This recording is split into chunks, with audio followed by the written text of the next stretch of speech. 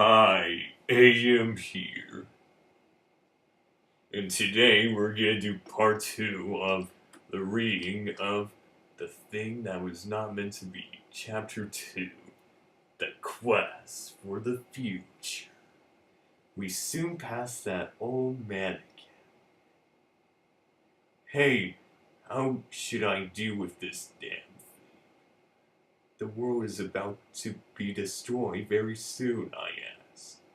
Follow, follow the direct Follow the direction it shines through, and you will find a tool to lead you out of here, and then you will make your foe and find your destinies, replied the old man. All right, I replied. We traveled 100 miles to the northernmost fringes of Florida. In a swamp near some 275 feet tall cliff. Even though I highly doubt you'll find that kind of geography even in the northernmost part of Florida or the southeast in general. When people think of the American southeast, like all the states along the coast of the Gulf of Mexico, we associate it as being mostly covered in swamps and forests and having sort of a very warm, humid, sort of subtropical climate.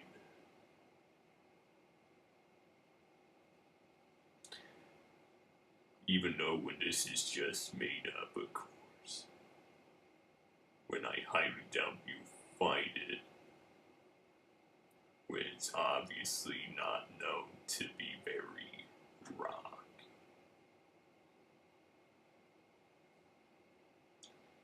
Unlike in the Northeast, like up north in Vermont or New Hampshire. And there, no back to it, and there was the portal from here to outer space to meet our greatest enemy. The biggest threat to the existence of the entire universe. Then we ended up 1,000 light years away from Earth, while Voyatex was just 20 light years away. Wait, what is that? Wait, what is that? Asked Sid. Oh man, that must be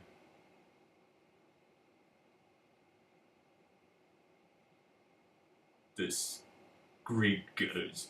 Boy, this Greek guys. Boy attacks his minions. I replied. They, there they were, only 2 feet in height, worm-like in nature, but bipedal with jaws capable of ripping through the toughest material. Then we found our weapons and armor that we will be able to use to defeat them. I am sure this bout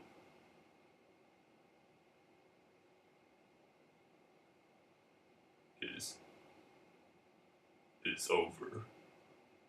Once this bout is over, they will not wait. They will not wait. What? No. No.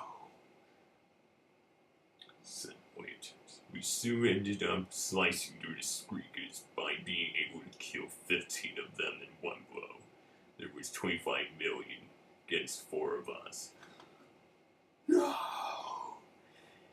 The Squeakers cannot be defeated. Shouted Voyatex. It lasted for 12 hours, and once we finally defeated them, Voyatex watched from 10 light years away. Alright, they may have defeated them, but the next wave of my minions, they will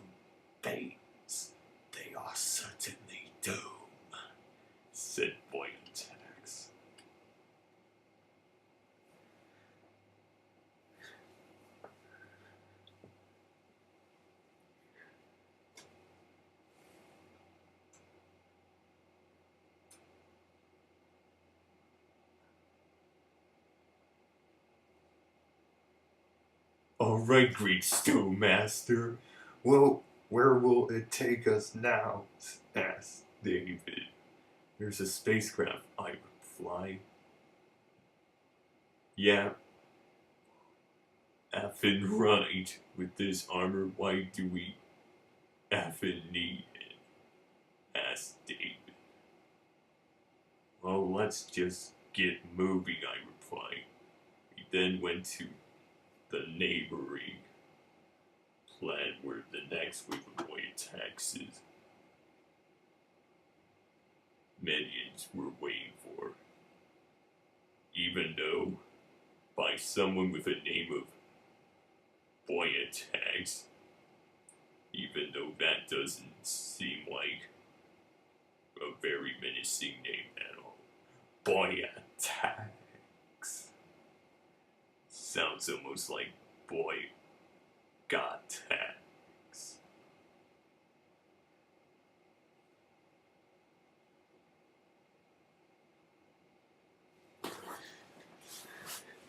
Where the next wave of Boyatax's minions were waiting for us. We soon arrived on the neighboring planet that was once 500 million years ago a utopian paradise, but now a barren, dry wasteland.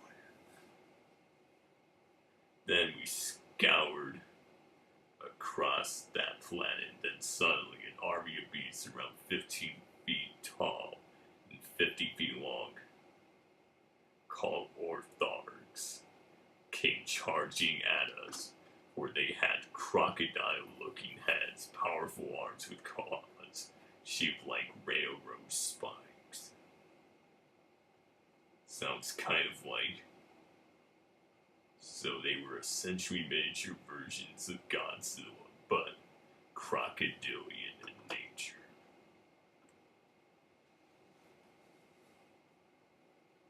So there they were, 15,000 of them, against just 4 of us.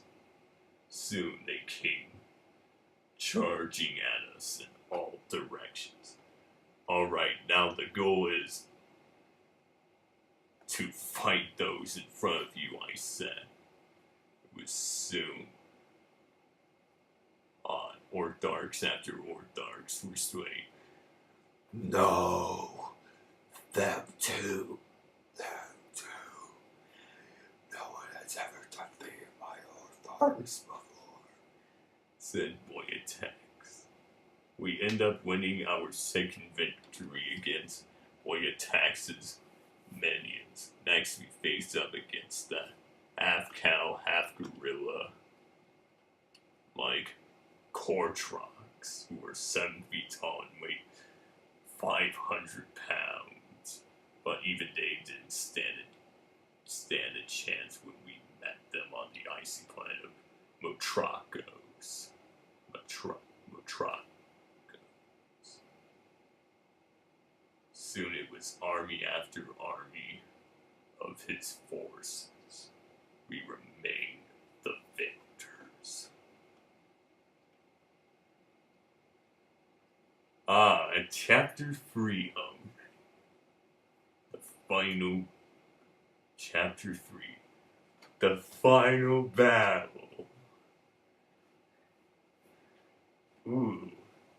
After just 2 chapters, we reach the climax already. The climax of the story.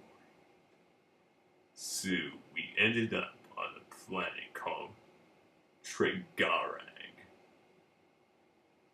About 2,000 light years away from where we initially started our journey. It was 90 degrees on it, and most of it being metallic steel. So, if you were on, most likely, though I myself may be no expert on physics, though I'm pretty sure if you were on a planet where that was really made out of mostly metallic steel and 90 degrees, this is probably how it would feel like if you were wearing the clothing I'm wearing right now. Ah! Ah! And if it were super sunny, My eyes! Ha! Ah! It's too. no doubt it would be an extremely uncomfortable experience. Meanwhile, on a neighboring planet, 10 light years away, Boy attacks decide his next move. Every pesky hole. Lord, am I idiot. I've sinned against them. They keep defeating them. So then, if none of them could beat those four pesky, ignorant fools,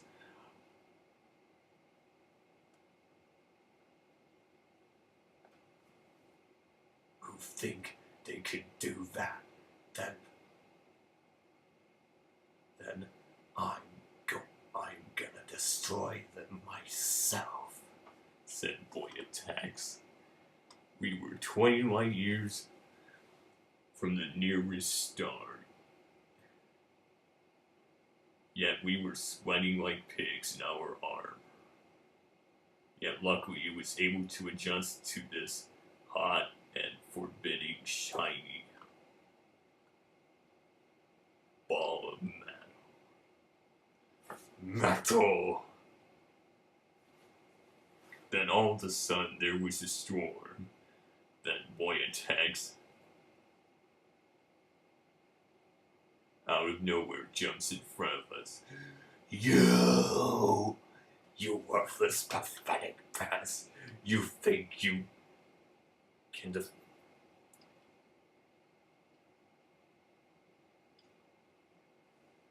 they defeat them?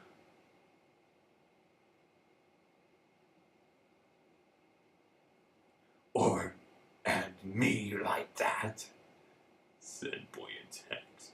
Your reign of terror ends here, Boy attacks.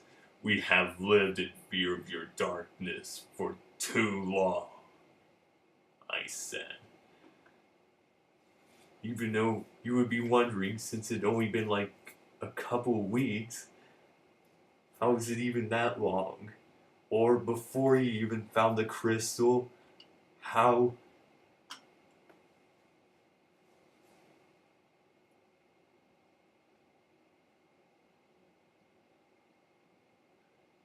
And if they're the only ones prepared, how did he even know about his importance or who he was before that? Maybe it's the crystals containing those memories of him.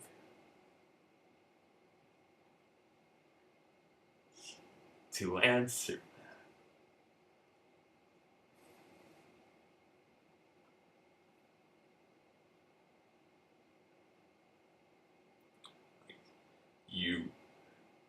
you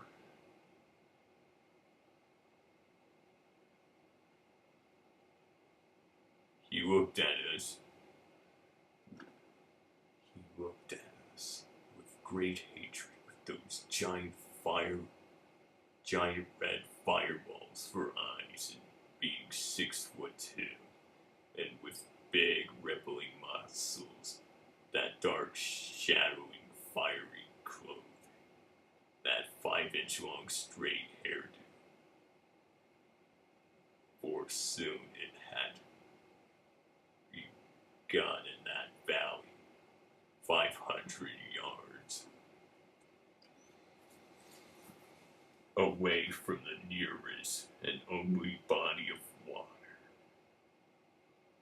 We fought him on and on. It was hard, for he kept on launching giant metallic balls at us as we dodged them. Then Sid, being the shortest of us, at 5'10", used his mace to smash his crystal. that contain his power into a million pieces and turn his eye.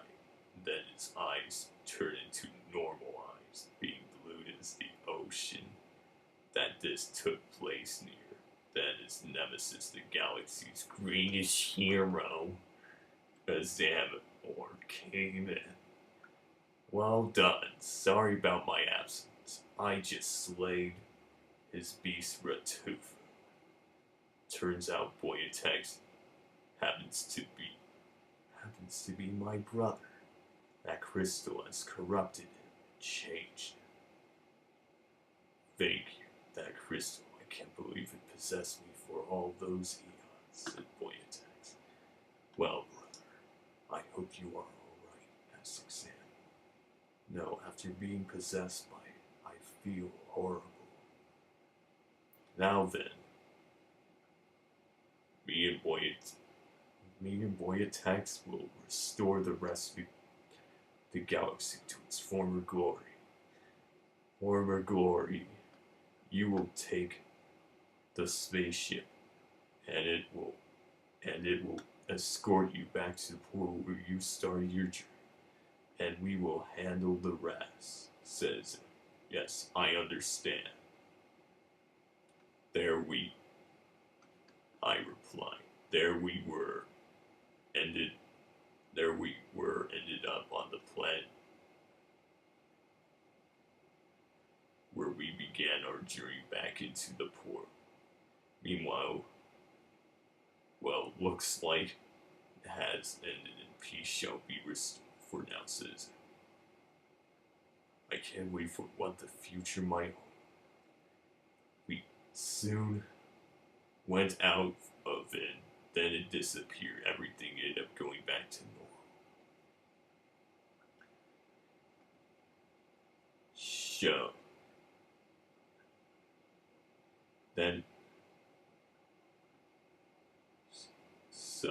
Then we were off back to our home near Tampa, and it seemed like nothing happened. So there it was.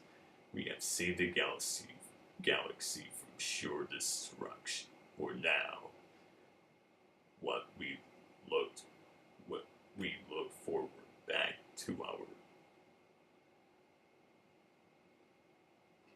mundane lives, to recording a new album. For that was all that matters now.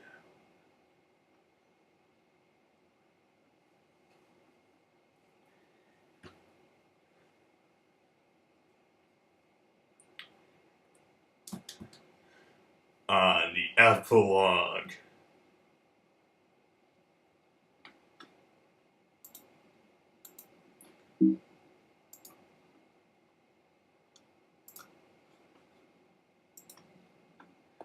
I then woke up at 7:30 a.m.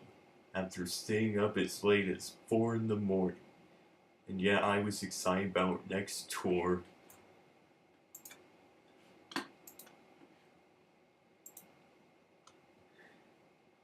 With obituary, cannibal corpse, dying fetus, and cow decapitation. Hey, come on! We're gonna be late! Yo, David. Sorry, I just had a crazy dream. Where I found this crystal and we went to different planets and fought these weird creatures being controlled by the sky and other kind of bull F like that, I replied. What you thinking about Deathgasm, or you saying we should make progressive or power metal and all that? Even though it involves none of that kind of sci-fi stuff, of course. Or even the classical, another heavy metal movie classic from the mid-80s, Trick or Treat. Or all that magical as David? Well, let's just go, I replied.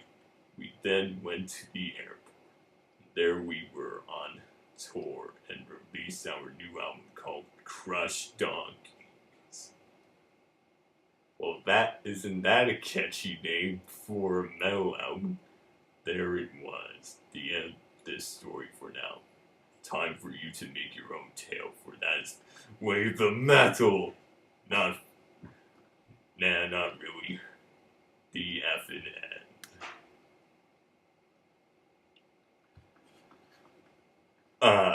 Hope you enjoyed today's video. And definitely did read a lot more than the last, for sure. It was always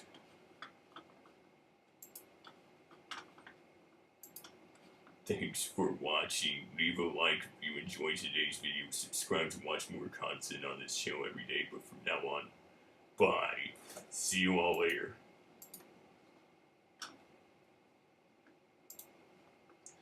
Yeah.